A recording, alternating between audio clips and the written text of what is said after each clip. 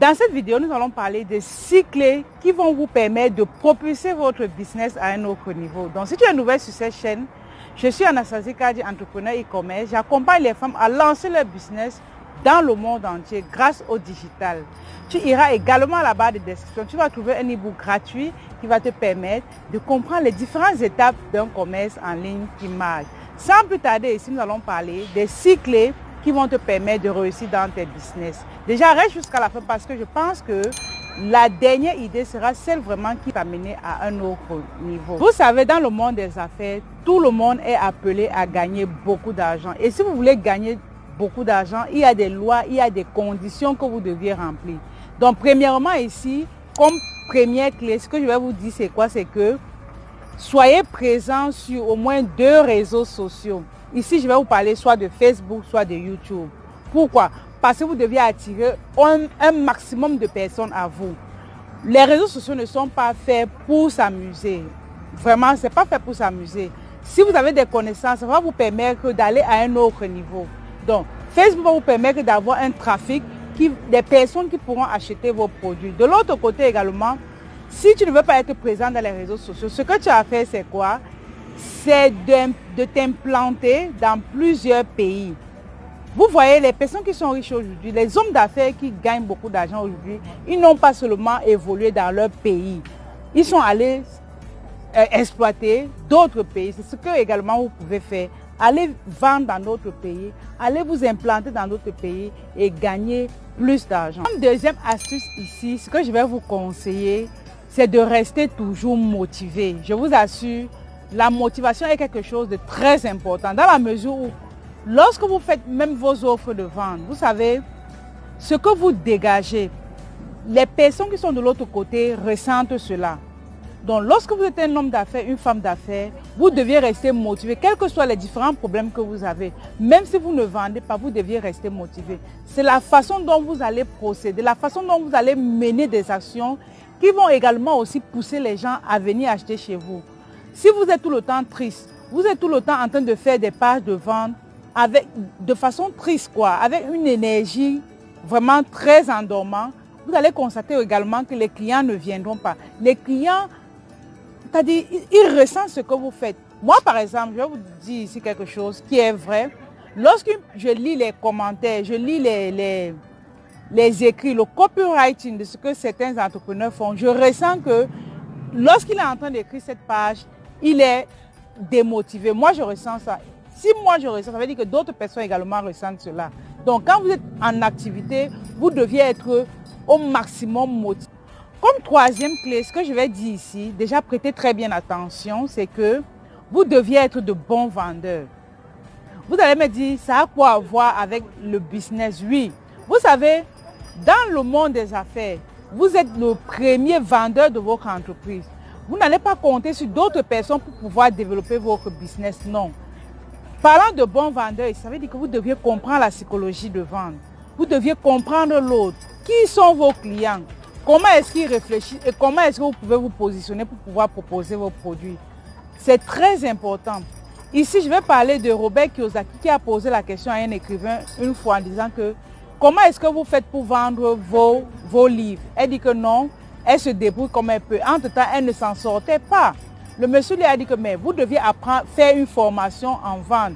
Elle dit que ça ne l'intéresse pas, c'est parce qu'elle a appris à l'école, elle est écrivain et puis c'est tout.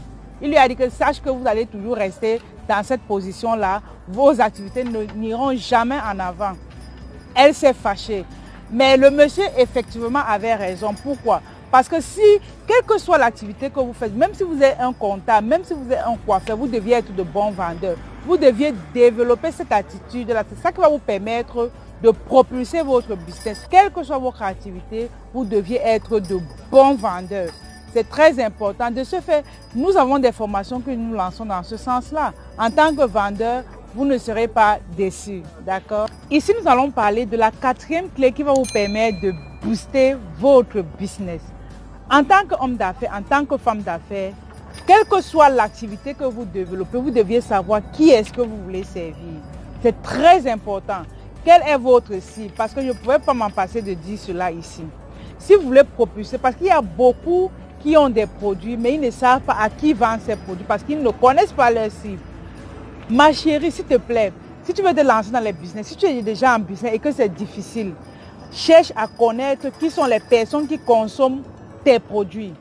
Fais l'effort de connaître cette astuce-là. Parce que vous allez parfois trouver, moi par exemple avec mes produits, qu'est-ce qui se passe? Quand tu proposes vraiment nos produits à ta cible, ils vont dire rarement que c'est cher. Ce mot c'est cher, c'est pas tout le monde qui le dit. Quand tu t'adresses franchement à ta cible, c'est qu'ils disent, c'est-à-dire ils ne discutent pas le prix en fait, ils ne discutent pas. C'est donc à ce niveau que vous deviez arriver. Quand vous lancez une activité ou si vous êtes dans, recherchez des personnes qui sont vraiment aptes à acheter vos produits. Ne naviguez plus à vue. La cinquième clé que je vais vous donner ici, c'est vraiment quelque chose de très simple, mais très efficace. Ce que je vais énumérer ici, c'est quoi? Vous deviez, en tant qu'entrepreneur, en tant que businesswoman, rester toujours en joie. Oui, la joie est quelque chose de très important. La joie est quelque chose qui attire les clients à vous. C'est-à-dire, on appelle ça la loi de l'attraction. La joie vous attire les clients. Parfois, vous allez être des femmes aigries, des hommes aigris.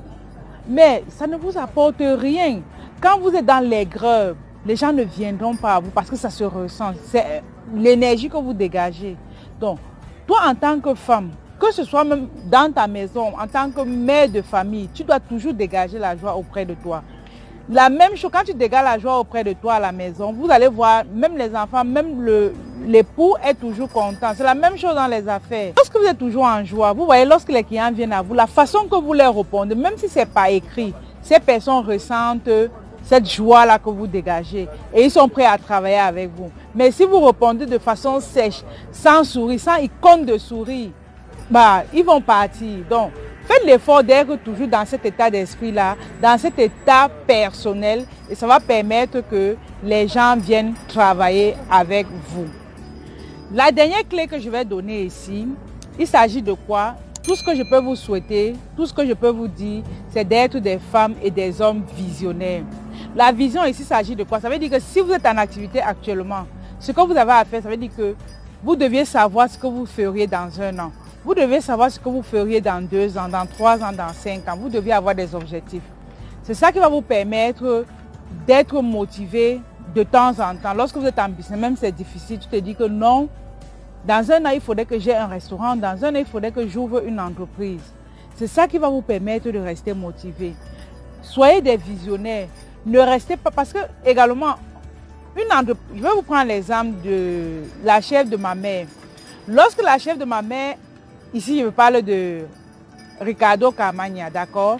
Donc, à ce niveau, lorsqu'il avait sa boutique, il vendait il avait son shop en fait. Il vendait des petits articles, les gens achetaient. Pendant qu'il était en train de vendre ces petits articles, il avait déjà la vision qu'il va ouvrir une pharmacie. Vous comprenez? Et il a travaillé sur cette vision-là. Et lorsqu'il a travaillé sur la vision et il a ouvert la pharmacie, facilement les choses allaient bien au point où les gens sont venus l'imiter et après ils ont fermé. Ils ont fermé pourquoi? Parce qu'eux, ils n'étaient pas préparés. Or, le visionnaire est celui qui se prépare. Quand il se prépare et qu'il pose les actions, les choses vont aller sur les roulettes. Pourquoi? Parce qu'il a pensé. Quand vous pensez à ce que vous voulez faire plus tard, automatiquement, je peux dire automatiquement, ça va réussir parce que vous avez déjà pensé à ça. Vous avez vu les bienfaits de ce que ça va vous apporter et c'est comme ça que vous allez réussir. Donc ne vous levez pas un matin, vous lancez des activités à tort et à travers. Non, tout se prépare. Ce que je fais aujourd'hui, je sais déjà ce que je vais faire dans un an, je sais déjà ce que je vais faire dans 2 ans.